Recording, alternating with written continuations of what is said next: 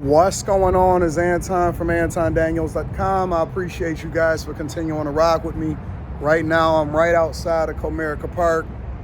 That's the front entrance down there. And you can see the new Huntington building right there. I don't know if y'all can see that. See if we can get that. There it is. The new Huntington building, the new Little Caesars headquarters, Fox Theater, right? All of it was right here, right by downtown Detroit. But I like to drive through here and take this path on the way into the studio because it's right up the street from where I stay at. But last night, that's not what I want to talk about. Last night, after I got off of After Hours, so shout out to everybody that tapped in on After Hours. Last night, I got a chance to watch some clips and some snippets of the speech that Michelle Obama, not yet the big Obama, not Barack, but Michelle. I watched a couple little clips before I went to sleep because it was really late. And obviously I had to get up today so that I can get ready to go into the studio and be able to cook up for y'all. But I watched a couple clips of Michelle Obama give her speech and give her thoughts. And I was on X, and then I also read some of the comments. And so I can't wait to actually break down that full speech for y'all today. Make sure y'all tap in on the Millionaire Morning Show so we can have that conversation. But I've realized that of all of the people that could possibly run for president of the United States of America, because Kamala Harris is having a rough time. She's having a rough go at it. Judge Joe Brown is speaking negatively about her every single day. Her economic policies are absolutely horrible. They left the border open. And so even though people are voting based off of identity politics and they continue to vote blue, no matter what, because they don't care who's running on that ticket, they're having a rough time justifying actually voting for Kamala Harris. And that's evidenced through the fact that she was very unpopular in 2019 when she was debating against Tulsi Gabbard. Now, Tulsi decided that she wanted to switch sides. And so now she's on a Trump train, and that makes it even more difficult because she's allegedly the debating sparring partner for Donald Trump for the upcoming debate with Kamala Harris. And even though she act like she asked for it, she's not really ready for it. But America's obsession with the Obamas are insane. It's absolutely insane. If they could, they would have Michelle Obama. Now, we don't know if she's actually qualified because we've never really done a deep dive into Michelle. I mean, we know what they presented to us. We know, she was Barack's wife, and, she was a lawyer before, and she graduated from an esteemed school. And so I'm not going to take anything away from her. I'm just speaking towards what America's obsession is with the Obamas.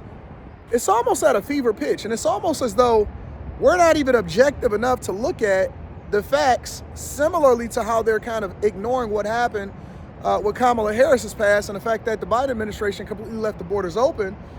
Their obsession with Michelle Obama is insane, and it's partly because of their obsession with Barack. Now, I have mixed feelings about Barack because on one hand, I could say, well, Barack Obama is really the one that ushered in and opened up the door for everything related to gay marriage or everything that's related to the alphabet community, which is now transitioned into the whole trans and women's sports and everything and going in certain bathrooms. And it's a lot of other things, and I don't have time to get into it right now because I've already started to deep dive into a lot of that on a lot of my other videos and live streams and everything like that, right? But at the same time, I'm objective enough to also say that I absolutely despised Bush too. And a lot of people don't give Clinton a lot of credit for everything that he ushered in as far as the bad things that wind up happening in our society, including all of our jobs being shipped overseas. And then on top of that, being the architect and the foundation of what wound up happening during the housing crisis, right? But I absolutely despised Bush too, because Bush too, in my lifetime personally, was one of the worst presidents of all time. I mean, I would not mind just right away, just right now, just saying that Bush too is the worst president in my lifetime. In my lifetime. And that's how you know that I'm objective enough to not just roll with the Republican Party. I'm actually telling you something that is true. And if you wasn't outside, because I'm a man of a certain age, I'm 42. If you wasn't outside in 2008, that was the year that my daughter was born. It was one of the worst years of my life. But thankfully, we learned from it and we recovered from it. But Obama inherited Bush's mess and Clinton's mess.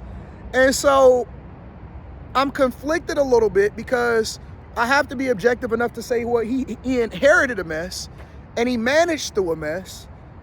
But I absolutely don't like his legacy policies and how it is that he left America with a lot of these things.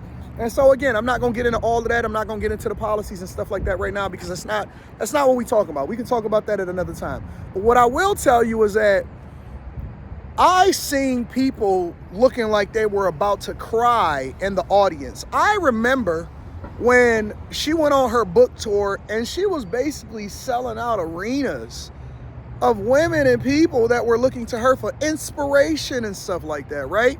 And I don't believe in an ad hominem attacks. I know a lot of y'all call her Michael instead of Michelle, and that's not what I'm going to do because, you know, that's childish. That's silly. I'm not going to do that. But my point is that if they could, they would replace Kamala Harris with Michelle Obama. They would replace Kamala Harris with Michelle Obama. And with good reason, right? Because not only is she so bad, but her husband actually ticks so many boxes for identity politics. And he's endearing to the American people. I mean, he came at the perfect time as far as to fit every box for a lot of the people that never thought that they would ever see a black president, that always wanted to vote based off of identity politics. I will give him some credit and say that he's incredibly talented. He knows how to market himself. He knows how to communicate effectively. And to a larger extent, he fits the boxes for a lot of these older people that always wanted somebody that looked like them, diversity, equity, and inclusion. Not saying that that's how he got there. He got there because he won fair and square. Unlike Kamala Harris, who was handpicked and given to us and never had to even debate her way out of a primary, but he got there on his own merit, but he came at the perfect time. And now people are obsessed with Michelle Obama for some reason, acting like she did anything other than give people nasty school lunches. And so I understand it. I understand why they are. I don't understand it from the perspective of why it is that they think that she would be a better president than anybody else. You see what I'm saying? Like, the same way that they gave us Hillary Clinton is the same way that they're trying to give us Michelle Obama. And to be honest with you, I'm going to be absolutely real with you. I don't think, even a little bit, I don't think for one second that it will be out of the question, because Democrats will pull any trick out of the book if they can. I don't think that it's out of the question to say that at some point she probably will try to run for president of the United States of America, but she's going to have to contend with AOC. She's going to have to contend with Gavin Newsom. I absolutely think both of those people are on the Democratic side at some point gearing up to eventually try to run for the president of the United States of America. But that's just my thoughts. That's my Wednesday morning thoughts. Y'all let me know what y'all think. Make sure y'all tap into the Patreon. Link is in the description. And then also teach Hanley 40% off your first order, 20% off of life. We got a stock club inside of the Patreon with the bag chasers this week. I love you. I appreciate you. You guys are the greatest audience on earth, but I want to hear what y'all got to say inside of the comments. I'm going to holler at y'all later. Let's go and get to the Millionaire Morning Show. I'm going to see y'all this morning.